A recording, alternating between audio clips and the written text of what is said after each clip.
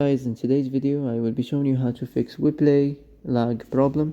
So the answer is easy. Just go to the settings and then scroll down to the apps section and then go to the search and search Weplay.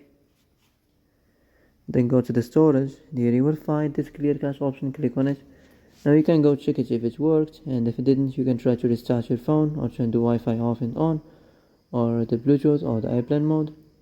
Also, you can try to clear data, but be careful. If you clear data, all the Weplay's data will be deleted. This includes all files, the settings, the accounts, the databases, etc. So be careful if you want to clear your data.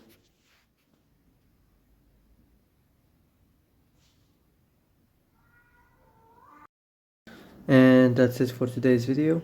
I hope this is the answer you've been looking for. If you like this video, don't forget to like and subscribe, and see you in the next video.